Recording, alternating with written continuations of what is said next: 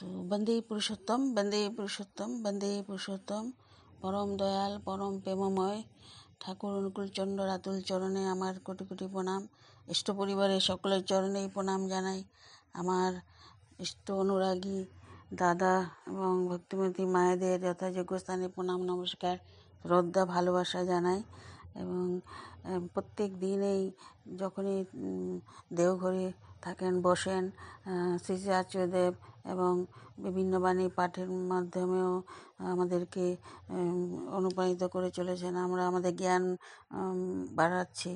তো সেখানে আবার নানান ধরনের নিবেদনও চলে এবং বিভিন্ন কথাও হয়। তো সেই বাণী পাঠের পরে তিনি সহাস্যে বলছেন, কাল একজন চাকরির কথা বলছে, আমি তাকে বললাম ওখানে কোনো মামা যদি থাকে তাকে যদি বলেন পেয়ে যাবেন। আমার এই কথায় সে হেসে উঠেছে। ডক্টর মধুপদা আপনাকে মামা ভেবে নিয়ে বলতে পারে। ডক্টর মধুপদা বললেন আর কি, আপনাকে মামা ভেবে নিয়ে বলতে পারে। আচার্যদেব, আমাকে মামা ভেবে কেন বলবে? বললে ঠাকুরকে বলতে পারে। আর আমি মাঝখানে ওই পান্ডা। তবে মামার অবস্থা ভালো দেখি না।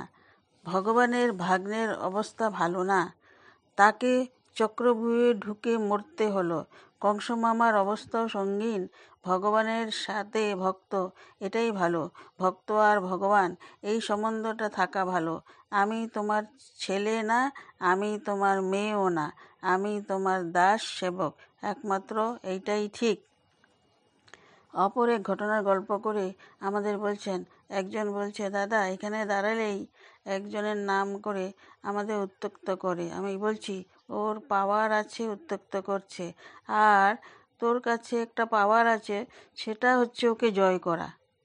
আমি যদি ওকে বলে দিই তাহলে তো ও তোকে অ্যালাউ করে দেবে, কিন্তু সেটা তো আমার করা, তোর করা হবে না। তুই এবার ওর উইক পয়েন্টটা খোঁজ। ওর ঘোড়া আছে, ইচ্ছা আছে, কিছু না কিছু উইক পয়েন্ট সব মানুষেরই থাকে। যদি এক জায়গায় এমনি করে সাষ্টাঙ্গের ভঙ্গি দেখিয়ে পড়ে থাকিস, আসন টলে যাবে ঈশ্বরের। আমি যদি আকুলভাবে বলি, তুমি ঈশ্বর বা ঠাকুরকে আমাকে বাঁচাও বাঁচাও দয়াল আমারে, যদি এই বলাটা অন্তর থেকে আসে, ধান্দা থেকে না, তখন তার আসন টলাতে বাধ্য। তো এই সরস পরিবেশে তিনি অপরের ঘটনা বলছেন। এখানের কেউ একজনের ধাক্কা দিয়ে ফেলে দিয়েছে, পরে সেই জন ওদের ওখানে যখন গেছে, সেই জন এমন সেবা দিয়েছে যে ও আর নিতে পারছে না। বলছে, ভাই এত আর লাগবে না। তখন বলছে, আমি আপনার ওখানে যখন গেছিলাম আপনি ধাক্কা দিয়ে ফেলে দিয়েছিলেন, মনে আছে? সেই জন্য আপনাকে এইভাবে সেবা দিচ্ছি। তো এইটাই হচ্ছে পয়েন্ট। আমাদের দয়া এইভাবেই আসে।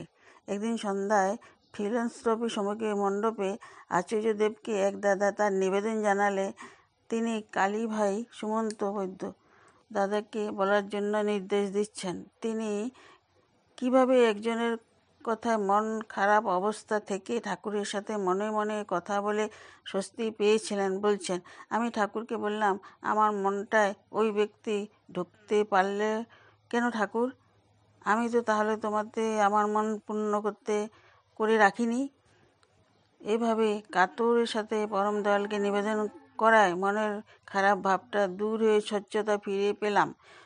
বলবি, আমার ঘরে এন্ট্রি দেব কাকে, আমার বাথরুমে কাকে প্রবেশাধিকার দিব, সেটা আমার ব্যাপার।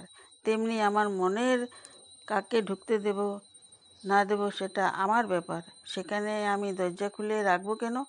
যে একটু বিরূপ ব্যবহারে বা সামান্য তোষণেই সেখানে তাকে ঢোকার অধিকার দিয়ে দিচ্ছি।